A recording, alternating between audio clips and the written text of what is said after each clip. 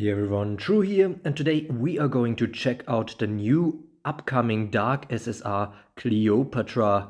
Only the second unit after Water Callen that really has a kind of dedicated imposter mechanic, and that over 2 years later. But of course she also has a strong poison skill set, as we will see in a second. Her speed is average at 391, and let's jump over to her active skills. Snake Bite is basically a poison blast skill. It produces 1 spirit, costs 50 time units, and as we are used to, it has 50% damage, but 300% on every second time. The nice thing here is that the damaged enemy will 100% be poisoned, and on top of that, there's also a 25% chance that it becomes mega poisoned for 200 time units. As we are used to from these blast type skills, this ignores counter stance and skin passive skills. Mirage Serpent is the next active skill, costs 1 spirit, 100 time units, targets 1 enemy, and is kind of a poison eater skill. So if the enemy is poisoned, it deals 600% damage, and on top of that, if that enemy even survives that attack, it mega poisons them for 200 time units. Quite a few units could be vulnerable to this attack. On the other hand, we see that it doesn't ignore damage reductions, skin passive skills, counter stance, etc. The same is true for the next skill that is also 100 time units but costs 2 spirit. This can be used against any enemy, not just poisoned ones. However, one requirement is that there needs to be an imposter on the field in the enemy team. If that is the case, it also deals 600% damage to one enemy.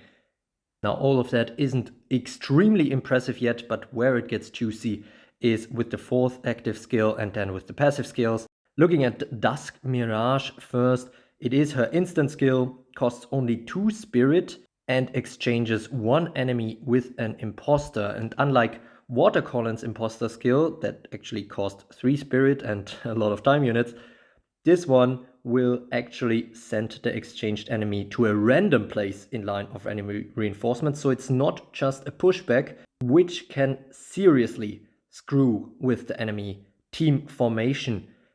Also, this skill will also work if there are no enemy reinforcements. This skill is even usable if there are already 2 imposters on the enemy team. So again, this is a clear improvement over Water Callen, and it does not have a use limit, so it can theoretically be used indefinitely. However, it has a 200 time unit lock.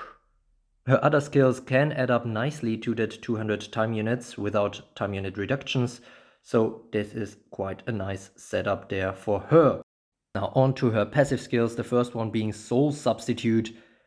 If there is at least 1 imposter among the enemies, she basically cannot be defeated by poison or burn, and if she would actually be defeated by an attack, while she does not have Endure, then she will be purified, healed for 100% of max HP, and the enemy imposter will be sacrificed. Basically, the imposters are great life insurance for her. She also enters the battle with a poison ward, a sleep ward, a stun ward, and an endure, which should ensure that she actually gets the turn to bring an imposter on the field in most cases. Her second passive is Queen's Domain. 3 paragraphs, the first one basically saying that her first attack that she uses will actually be an overpower attack. So this one ignores any passive skills that would prevent non-boss enemies from being defeated. The setup here is quite clear. If she gets her first turn and has 4 spirit, then she can basically use the Dusk Mirage. Even if there is no poisoned enemy on the battlefield, she can use the Checkmate immediately afterwards with 600% damage, hopefully overpowering an enemy that would otherwise not be defeated, and in this way already getting a kill directly, which also means that an imposter will be added in the next in line of reinforcements of the enemies. This is her second paragraph.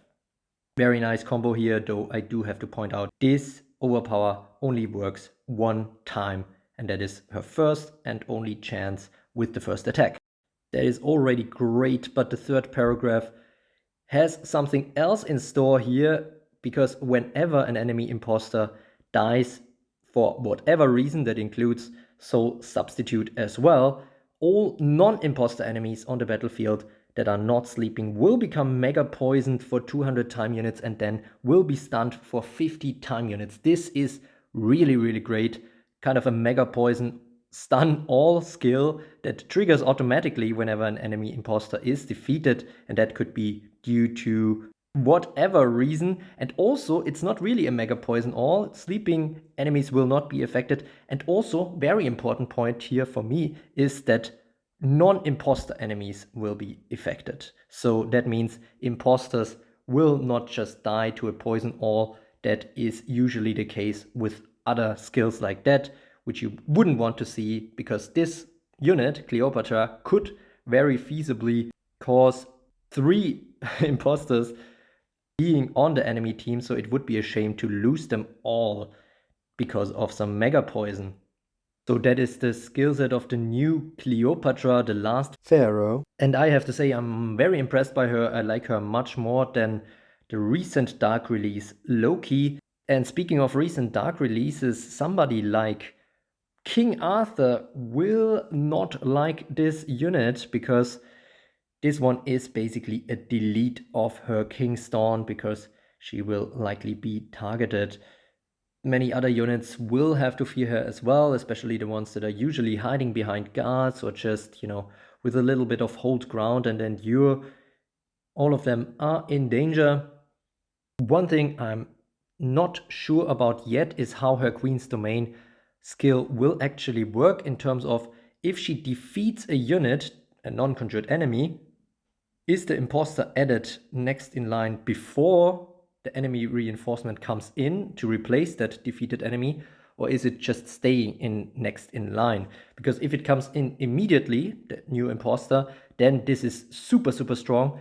If not, then that is a bit of a bummer for her. But as always, just stay tuned on this channel and I will bring you some top level arena footage showing how she does as soon as possible, as well as a full in-depth review and which tier she will likely go to, including an AI analysis. I would recommend waiting to pull for her until the New Year's fountain comes, and you can also reap some fountain rewards from pulling. And there is a small chance that we already see some Gilgamesh leaks until then. We know very little about this burn unit yet, so maybe she will be able to turn the meta upside down and thus also affect how Cleopatra will do in the arena and war. One last thing that I nearly forgot to point out, but that I really appreciate, is that this Cleopatra does not have any awakening scalings in terms of probabilities like we usually saw with the recent releases. So this one, in terms of her skill descriptions, works the same whether she is at 1 copy or 5 copies. Of course, to fully reap the benefits from her skill sets, especially being her getting kills, she would need the full awakening, but I think she is an easy pull for 1 copy as well, and already will do lots of great things for you at that lower power. If you enjoyed this video, don't forget to like and subscribe to become a true carrot, and as always, thanks for watching.